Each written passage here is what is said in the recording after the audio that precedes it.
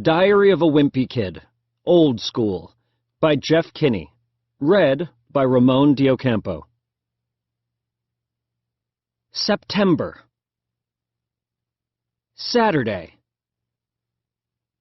Grown-ups are always talking about the good old days and how things were so much better when they were kids. But I think they're just jealous because my generation has all this fancy technology and stuff they didn't have growing up. Believe me, I'm sure when I have kids of my own, I'm going to be the exact same way my parents are now. When I was your age, we used our legs for getting around. Yeah, whatever, Pops, they'll reply as they jetpack around the living room.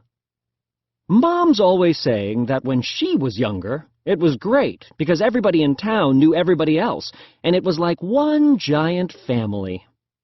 But that doesn't sound so great to me. I like my privacy, and I really don't need everyone knowing my personal business. Mom says the problem with society these days is that everybody's got their nose in a screen, and nobody takes the time to get to know the people who live around them. I don't really see eye to eye with Mom on that issue, though. Personally, I think a little separation is a good thing. Lately, Mom's been going around town with a petition to get people to stop using their phones and electronic gadgets for 48 hours. Let's unplug to reconnect. Electronics are cluttering our lives. Let's put down our devices for a weekend and get to know one another. Who's in? Mom needs 100 signatures before she can take the petition to town hall, but she's having trouble getting people to put their names on it. I'm just hoping she gives up on this idea soon, because it's kind of exhausting for the rest of us to pretend we don't know her. I really don't understand why Mom thinks we need to go backward anyway. From what I can tell, the old days weren't that much fun. If you think about it, you never see anyone in those black and white photos smiling. In the old days, people were just a whole lot tougher than they are today. But human beings have evolved, and now we need things like electric toothbrushes and shopping malls and soft-serve ice cream to survive. I bet our ancestors would be pretty disappointed with the way we turned out. But once somebody invented air conditioning, there really was no turning back. We've gotten so spoiled that pretty soon we won't even have to leave our homes if we don't want to. Everything will be delivered by drones. In fact, the way we're headed, I'll bet 1,000 years from now, human beings won't even have spines. Some people complain that all this technology has made us soft, but if you ask me, that's not necessarily a bad thing. There are all sorts of luxuries nowadays that make people's lives better. Take baby wipes, for example. People were using regular toilet paper for hundreds of years, and then all of a sudden, some genius came up with an idea that was a total game changer. What really amazes me is that it took so long for people to come up with the idea. I seriously can't believe the guy who invented the light bulb didn't see baby wipes coming. And who knows what crazy thing someone's going to come up with next to make our lives easier. Whatever it is, though, I'll be the first in line to buy it. But if Mom had her way, we'd be living like people did before there were computers and cell phones and baby wipes. And I really don't want to imagine living in a world without baby wipes. Sunday. Dad says that when he was growing up, in the summertime, kids played outside all day until they got called home for dinner at night. Well, that's pretty much the opposite of the way my summer went this year. I spent July and August at film camp, where all I did was watch movies in an air-conditioned theater for 8 hours a day. The main reason I signed up for film camp was because I thought it was for people who are serious about movies, like me. But I found out it was really just a place where parents could dump their kids off for some cheap babysitting. The downside of spending that much time in a dark theater is that at the end of the day, It took a half-hour for my eyes to adjust to the sunlight. The other reason I signed up for film camp was to get out of the house. Ever since we got a pet pig, it hasn't been a lot of fun being home, especially not at dinner. For the record, I think it's a terrible idea letting the pig eat at the table, because it already thinks it's a human being, and the last thing we need is for it to think it's on equal footing with the rest of us. Right after we got the pig, Mom thought it would be fun to teach it some tricks, so she would give the pig a cookie when it stood on its hind legs. But the pig learned to walk like that, and it hasn't been on all fours ever since. To make matters worse, my little brother Manny put a pair of his shorts on the pig, so now it's like we're living in the house with a Disney character.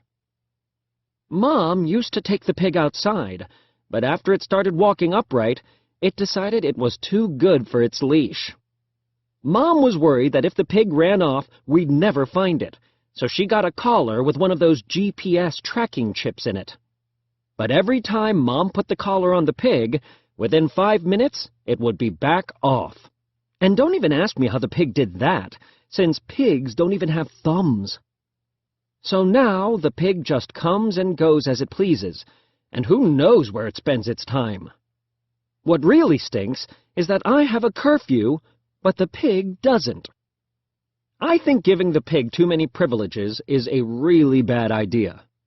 One day, pigs will rule the world, and it'll be my family's fault for starting it all. I wouldn't really have an issue with the pig if it didn't interfere with my life.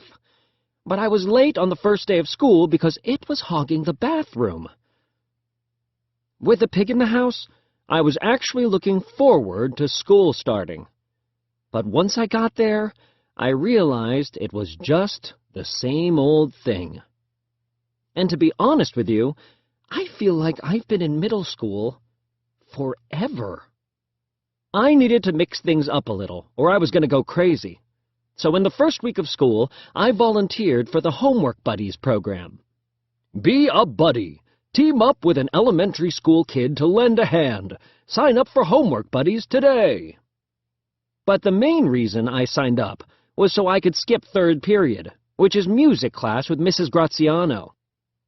To give you an idea of how long Mrs. Graziano has been the music teacher, Dad had her when he was my age. And apparently, spending 30 years teaching middle schoolers how to play musical instruments does something to a person. Last week, I met my homework buddy, this kid named Fru. I have no idea why he even signed up for the program, though, because he's one of those people who read scientific journals and college textbooks for fun. The first time we got together, Fru showed me his homework, which was some coloring and a word find. Fru said he didn't need any help, and then he asked to see my homework.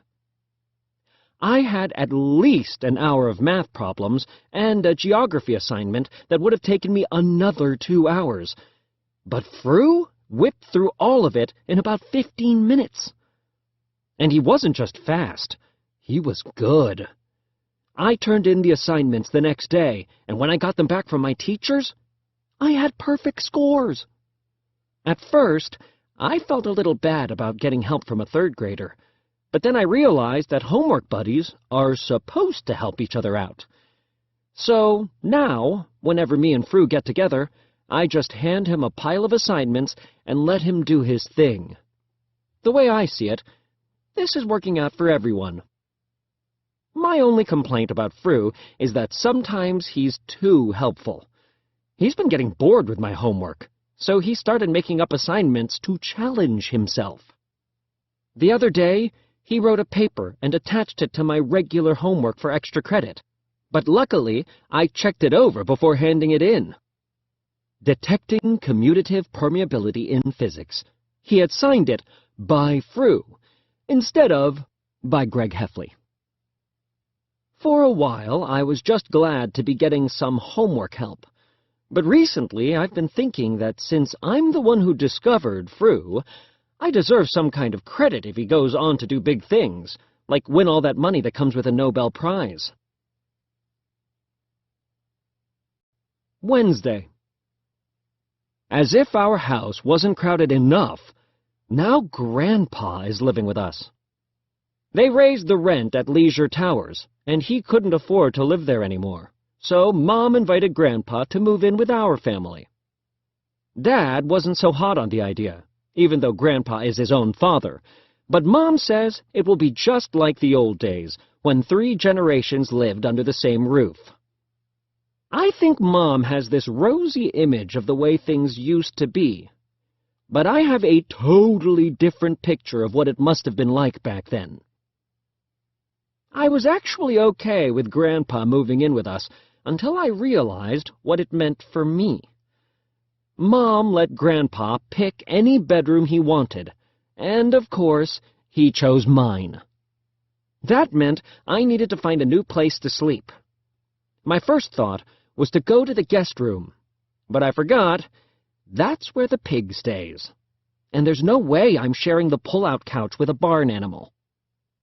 I ruled out Roderick's room right away, because he might actually be a step down from the pig. My only other choice was to room with Manny, so I got out the airbed and set it up on his floor. But sleeping in Manny's room has its own problems. Mom reads Manny a bedtime story every night, and sometimes they're really long. In fact, lately I think Manny's been picking out the thickest books he can find just to get on my nerves.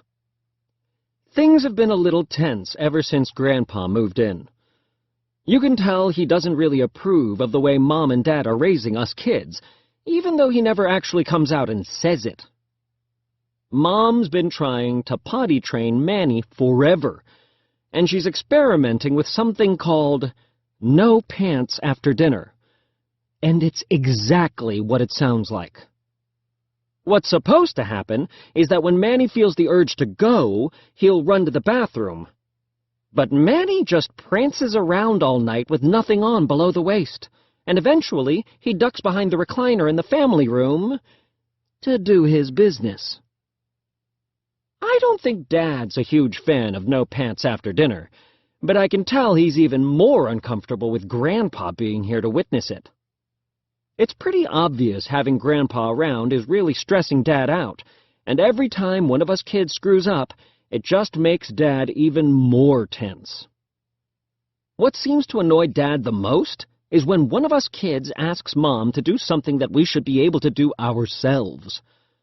Yesterday, I asked Mom to open a microwave burrito for me because I always have trouble with those plastic packages. But Dad jumped all over my case. He said if I was stranded on a desert island with 1,000 microwave burritos, I'd starve to death because I couldn't figure out how to open them on my own. I told Dad that the chances of me getting stranded on a desert island with 1,000 microwave burritos were pretty slim, but he said I was missing the point. He said if I don't learn how to do things by myself, I'm not going to be able to survive in the real world. Another thing Dad hates is how Mom still helps me get ready for school in the morning.